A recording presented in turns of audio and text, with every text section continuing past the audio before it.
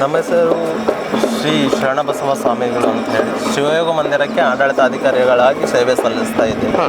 ಮೂಲತಃ ನಮ್ಮದು ಗಂಗಾವತಿಯ ಒಂದು ವಿರಕ್ತ ಮಠಕ್ಕೆ ಸ್ವಾಮಿಗಳಾಗಿ ಈ ಭಾಗಕ್ಕೆ ನಾವು ಸೇವಾರ್ಥಿಯಾಗಿ ಬಂದು ಇಲ್ಲಿ ಆಡಳಿತಾಧಿಕಾರಿಯಾಗಿ ಸೇವೆ ಸಲ್ಲಿಸ್ತಾ ಇದ್ದೀನಿ. ವ್ಯಾಸಂಗ ನಿಮ್ಮದು ಇಲ್ಲೇ ನಡೆಯುತ್ತೆ? ಹೌದು, ಮೊದಲು ಇಲ್ಲೇ ನಾನು ವ್ಯಾಸಂಗ ಮಾಡಿರೋದ್ರಿಂದ ಈ ಒಂದು ಸೇವಾ ಕಲ್ಪವನ್ನು ಕಲ್ಪಿಸಿದ್ದಾರೆ. ಆ ಸೇವೆಯನ್ನು ನಾವು ಮಾಡ್ತಾ ಇದ್ದೀವಿ. ಶಿವಯೋಗ ಮಂದಿರದ ತೇರ ಬಗ್ಗೆ ನಾವು ಮಾತನಾಡೋದಾದ್ರೆ, ತೇರು ಈ ಪ್ರಪಂಚದಲ್ಲೇ 2ನೇ ಸ್ಥಾನ ಅನ್ನುವಂಥದ್ದು ಎಲ್ಲೋ ಕೇಳಿದ್ದೇನೆ. ಹೌದು, ಇದು 68 ಅಡಿಗಳ ಏಕಶಿಲಾ ರಥ. ಈ ರಥವನ್ನ ಹಾಲಕೆರೆ ಜಗದ್ಗುರು ಮಹಾಸನ್ನಿಧಿಯವರು 2009-10ರಲ್ಲಿ ನಿರ್ಮಾಣ ಮಾಡಲಿಕ್ಕೆ ಪ್ರಾರಂಭ ಮಾಡ್ತಾರೆ.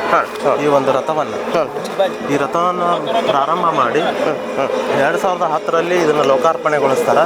ಇದು ಬೃಹತ್ತಾದ ರಥವನ್ನು ತಯಾರು ಮಾಡಬೇಕು ಅಂತ ಹೇಳಿ ಅನೇಕ ಜನರು ಶ್ರಮಪಟ್ಟು ಈ ಒಂದು ರಥವನ್ನು ತಾವು ಮಹಾಸನ್ನಿಧಿಯವರು ಈ ಒಂದು ರಥವನ್ನು ತಯಾರು ಮಾಡಿ ಲೋಕಾರ್ಪಣೆ ಮಾಡಿರ್ತಾರೆ. ಅಲ್ಲಿನಿಂದ ಇಲ್ಲಿನವರೆಗೆ ಈ ಒಂದು ರಥೋತ್ಸವ ನಡೀತದೆ. ಇದು ಅನೇಕ ಮಹಾತ್ಮರ ಇಲ್ಲಿ ಆಗಿ ಹೋದಂತಹ ಶಿವಯೋಗ ಮಂದಿರಕ್ಕಾಗಿ ಶ್ರಮಿಸಿ ಹೋದಂತಹ ಅನೇಕ ಮಹಾತ್ಮರ ಚಿತ್ರಣಗಳನ್ನು ಒಳಗೊಂಡು ಅವರ ಸಂಜ್ಞಾನಾರ್ಥವಾಗಿ ಇದರಲ್ಲಿ ಒಂದೊಂದು ಕಲಂಗಳಲ್ಲಿ ಒಂದೊಂದು ವಿಶೇಷಗಳನ್ನು ಮಾಡಿದ್ದಾರೆ.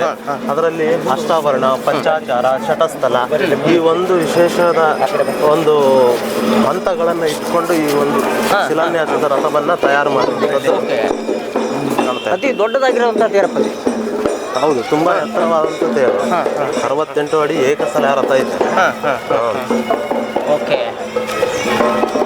ಅಂದರೆ ಒಟ್ಟಾರೆಯಾಗಿ ಏನು ವಿಶೇಷತೆಗಳನ್ನು ಒಳಗೊಂಡಿದೆ? ಅದೇ ವೀರಶೈವ ಧರ್ಮದ ಮೂಲ ತತ್ವಾದರ್ಶಗಳಾದಂತಹ ಷಟ್ಸ್ಥಲ, ಅಷ್ಟಾವರಣ, ಪಂಚಾಚಾರಗಳನ್ನು ಒಂದೊಂದು ಹಂತದಲ್ಲಿ ಇದೆ. ಕೆಳಗಿನ ಹಂತದಲ್ಲಿ ಅಷ್ಟಾವರಣಗಳಿರುವಂತಹ 8 ಭುಜಗಳನ್ನು ಹೊಂದಿದಂತಹ ರಥ, ನಂತರ ಷಟ್ಸ್ಥಲಗಳು ಇರುವಂತಹದ್ದು, ಆ ನಂತರ ಪಂಚಾಚಾರಗಳನ್ನು ಪಾಲಿಸುವಂಥದ್ದು. ಈ ಥರ ವೀರಶೈವ ಧರ್ಮದ ಪರಂಪರೆಗೆ ಮೂಲ ತಳಹದಿಗಳು ಅಂತ ಹೇಳ್ತೇವೆ ನಾವು. ಅಷ್ಟಾವರಣ, ಷಟ್ಸ್ಥಲ, ಪಂಚಾಚಾರಗಳು ಈ ಒಂದು ತತ್ವಾದರ್ಶಗಳನ್ನು ಜಗತ್ತಿಗೆ ಬಿತ್ತರಿಸಬೇಕು ಅನ್ನುವಂಥ ಉದ್ದೇಶದಿಂದ ಈ ರಥವನ್ನ ನಿರ್ಮಾಣವನ್ನ ಮಾಡಿ ಎಳೆಯುವಂಥದ್ದಾಗಿರ್ತದೆ. ಪ್ರತಿ ಸಾರಿ ಇದನ್ನು ಎಳೆಯುವಾಗ ವೀರಶೈವ ಲಿಂಗಾಯತ ಧರ್ಮದ ಒಂದು ತೇರನ್ನು ಎಳಿತಾ ಇದ್ದೀವಿ ಅನ್ನೋ ಕಲ್ಪನೆ ಜನರಲ್ಲಿ ಇರಬೇಕು, ಅದನ್ನು ಬಿತ್ತರಿಸಬೇಕು ಅನ್ನೋದು ಮಹಾಸ್ವಾಮಿಗಳ ಸಂಕಲ್ಪ ಆಗಿತ್ತು. ಓಕೆ ಓಕೆ ಅವಧಿ ಕೈಯಿಂದ ಎಳೆಯುವಾಗ ಹೆಂಗೆ ಎಳಿತಾರೆ? ಈಗ ಹಗ್ಗ ಕಟ್ತಾರೆ, ಹಗ್ಗ ಕಟ್ಟಿ ಎಳೆಯುವಂಥದ್ದಾಗಿರುತ್ತೆ, ಜನರೇ ಎಳಿತಾರೆ ಇದನ್ನು. ಓಕೆ, ವಿಶೇಷವಾಗಿ ಸ್ವಾಮೀಜಿಗಳ ಹೆಚ್ಚಿನ ಸಂಖ್ಯೆಯಲ್ಲಿ ಇರ್ತಾರೆ. ಇಲ್ಲಿ ಕಲಿತು ಹೋದಂತಹ ಸ್ವಾಮೀಜಿಗಳು ಈ ರಥವನ್ನು ಸುತ್ತೂರು ಮಠ ಮಾಡಿದ್ದೀವಿ. ಆಮೇಲೆ ಇದೇ ರೀತಿಗೆ ಮಾಡಿದ್ದೀವಿ. ಆಮೇಲೆ ಬಿಳಿಗಿ ರಂಗನ ಬೆಟ್ಟ, ಹಲಸೂರು ಸೋಮೇಶ್ವರ, ಬಂಡಾರಗಡ ಚಂಪಕ ಸ್ವಾಮಿ ದೇವಸ್ಥಾನ, ಕರ್ನಾಟಕ ಪ್ರಮುಖವಾದ ದೇವಸ್ಥಾನಗಳಲ್ಲಿ ಮಾಡಿದ್ದೀವಿ. ಬಾದಾಮಿ ಬನಶಂಕರಿ ನಮ್ಮ ಪೂರ್ವಜರು ಮಾಡಿರುವಂಥದ್ದು. ನಮ್ಮ 4 ತಲೆಮಾರು ಹಿಂಭಾಗದಲ್ಲಿ. ನಾವು ಮೂಲತಃ ಇಲ್ಲಿ ಬಾದಾಮಿಯವರೇ. ಬೆಂಗಳೂರು ಸೆಟ್ಲ್ ಆಗಿ ಸುಮಾರು 40 ವರ್ಷ ಆಯಿತು. ನಾವು ನಮ್ಮ ತಂದೆಯವರು ಬಸವರಾಜ ಹೆಸರಿದೆ ಕಂಪ್ನೀಸ್ ಅವರ ಹೆಸರಲ್ಲಿ ಮಾಡಿರೋದು. ಎಷ್ಟು ದಿನಗಳಿಂದ ಮಾಡ್ತಾ ಇದ್ದೀರಿ ಅಂತ ಈ ಕೆಲಸ? ಸರ್, ಇದನ್ನ ಈ ಶಿವಯೋಗ ಮಂದಿರದ್ದು ಸುಮಾರು ಒಂದು 3 ತಿಂಗಳು ಬೆಂಗಳೂರು ವರ್ಕ್ ರೆಡಿ ಮಾಡ್ಕೊಂಡಿದ್ದೀವಿ. ನಮ್ಮ ಸ್ನೇಹಿತರದ ಒಂದು ಶಾಪ್ ಇದೆ, ಅವರು ಫ್ಯಾಬ್ರಿಕೇಟರ್ ಇದ್ದಾರೆ.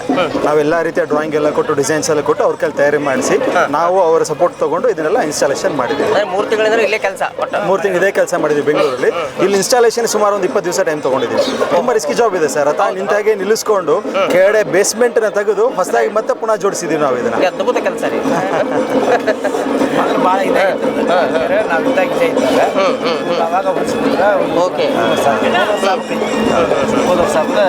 ಅಂದಾಜು ಎಷ್ಟು ಖರ್ಚಾಗಿರ್ಬೋದು ಈ ರಥ? ಈ ಆಕ್ಸೆಲ್ ಬೇಸ್ಮೆಂಟ್ ಎಲ್ಲ ಮಾಡಲಿಕ್ಕೆ ಸುಮಾರು ಒಂದು 40-40 ಲಕ್ಷ ಖರ್ಚಾಗಿದೆ. 40 ಲಕ್ಷ ಬರೀ ಏನಾಗಿದೆ ಅಂದರೆ ಪೂರ್ತಿ ಬೇಸ್ಮೆಂಟ್ ಬರುತ್ತೆ, 3 ಆಕ್ಸೆಲ್ ಬರುತ್ತೆ, 4 ಕನೆಕ್ಟಿಂಗ್ ಬೀಮ್ ಬರುತ್ತೆ, 6 ಚಕ್ರ ಜೊತೆಗೆ ಒಂದು 4 ಚಕ್ರ. ಇವೆಲ್ಲ ಆಮೇಲೆ ಗೈಡ್ ಎಲ್ಲ ಮಾಡಿದ್ವಿ. ಪ್ರತಿಯೊಂದು ಕಾಸ್ಟ್ ಆಗಿದೆ. ಈ ಕಬ್ಬಿಣ ಎಲ್ಲ ಎಲ್ಲಿಂದ ತರಿಸಿದ್ದೀವಿ? ಇದೆಲ್ಲ ಬೆಂಗಳೂರಲ್ಲೇ. ಕೆಲವೊಂದು ಇವು ಸಾಫ್ಟ್ ಎಲ್ಲ ಬರುತ್ತೆ. ಬಾಂಬೆಯಿಂದ ತರಿಸ್ಕೊಂಡಿದ್ದೀವಿ. ಇದನ್ನ ಬಾಂಬೆಯಿಂದ ತರಿಸಿ ರೆಡಿ ಮಾಡಿದ್ದೀವಿ. ಎಲ್ಲ ಬೆಂಗಳೂರು ರೆಡಿ ಮಾಡ್ಕೊಂಡು ಇನ್ಸ್ಟಾಲೇಷನ್. ಓಕೆ, ಅದ್ಭುತ ಕೆಲಸ ಸರ್. ಓಕೆ ಸರ್, ಇನ್ನೂ ಬೆಳೀಲಿ ನಿಮ್ಮ ಸಂಸ್ಥೆ. ನಮ್ಮದು KDTV ಚಾನಲಿಂದ ಹಾರೈಕೆ ಇರಲಿ. Thank you very much. ತುಂಬ ಧನ್ಯವಾದಗಳ ಪದ್ಧತಿ. ಇಷ್ಟೊತ್ತು ನಮ್ಮ ಮಠದ ಬಗ್ಗೆ, ಶಿವಯೋಗ ಮಂದಿರದ ಬಗ್ಗೆ ನಮಗೆಲ್ಲ ಮಾಹಿತಿ ಕೊಟ್ಟರಿ. ತುಂಬ ಧನ್ಯವಾದ. ತುಂಬ ಸಂತೋಷ ಆಯ್ತು ಸರ್.